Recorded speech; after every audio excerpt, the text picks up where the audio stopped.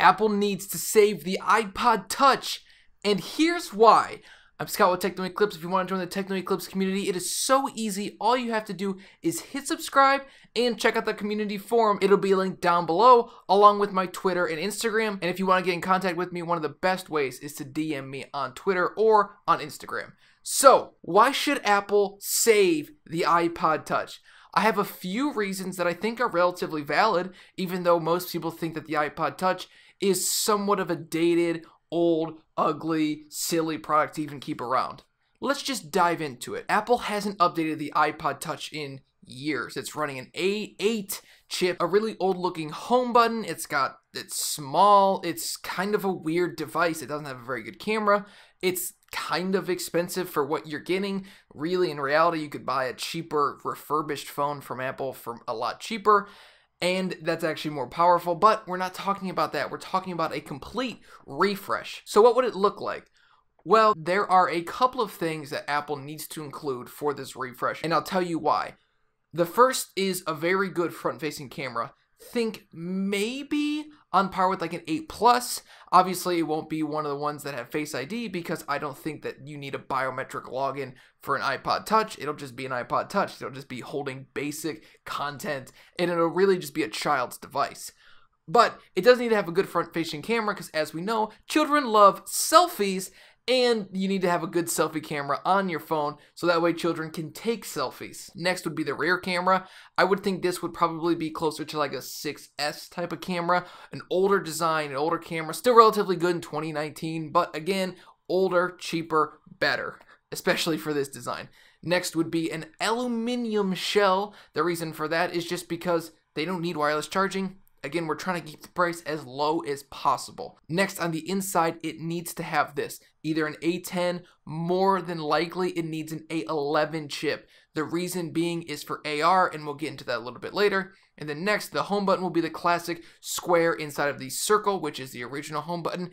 And I don't think it needs to have biometrics because, again, it'll just be for children. It doesn't need to be used for like a bunch of banking or even buying stuff with it. You don't even need NFC. You don't need any of that stuff because this is just a child's device. And at the end of the day, that's what I think the iPod Touch should become. I know a lot of children now have iPhones, Android phones, smartphones, whatever. But there are a lot of children that I know personally, that sounds kind of creepy, family members that I know personally that don't really need an iPhone, but they have one, and it's not necessarily ruining their lives.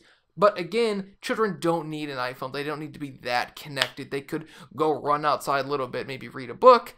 That's just me. Maybe I'm an old soul. Although I do appreciate the internet because it's helping me talk to a camera that will then be used, this audio from this microphone, put into that computer, and then transmitted to this magic place where you can then watch it. But I don't think children need to be spending all of their time on it because it can't be that good if you only watch Minecraft videos and you only play Minecraft. It's not good to be addicted to a screen because there is more to life than what is inside of a screen. So next, why does the iPod Touch need to be saved? AR. Apple is really pushing AR. They make AR more attainable on everything, and that's the reason why there needs to be an A10, probably an A11 chip inside of the iPod so they can push AR.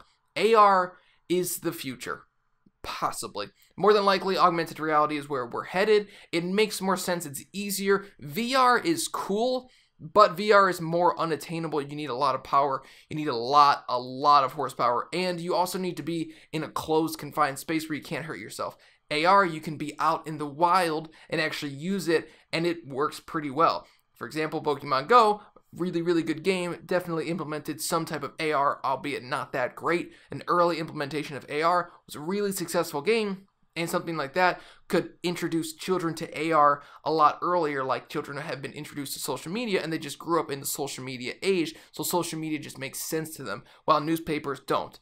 So the earlier that can get devices in the hands of the children so they can get AR, and they can get their services. Apple, as we know, is moving to become more of a services company. If they sold a $200 to $300 iPod Touch, where they didn't really necessarily make a ton of money on the hardware, but made it all on the back end with software, with app purchases, in-app purchases, along with Apple Music, Apple Books, and those type of services, that's why the iPod Touch could be huge.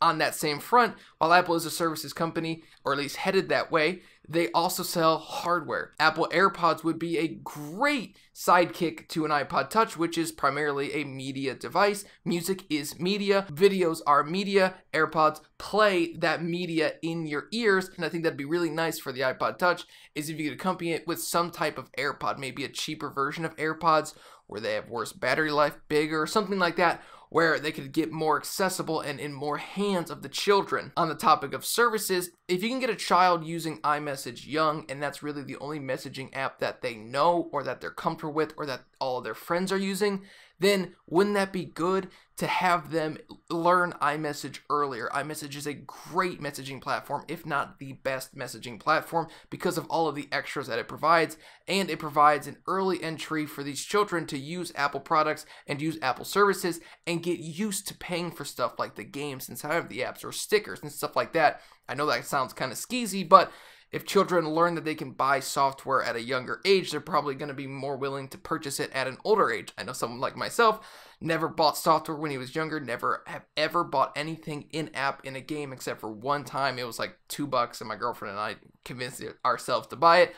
But for the most part, I've never ever purchased anything in-app, and I don't really ever purchase apps. So if you teach a child to do that at a young age and have their parents pay for it, it's like, oh, well, this is an educational type of app, or this is an educational book, something like that, where it's pushing the child a little bit further and a little bit ahead of their peers. An adult will be all over that, and they don't need to be able to connect to the internet at all times, because they're going to have to put about 64 gigabytes of storage on this device, on the new iPod Touch, which would in turn allow the child to have a bunch of music downloaded, a bunch of books downloaded, maybe even videos downloaded from YouTube.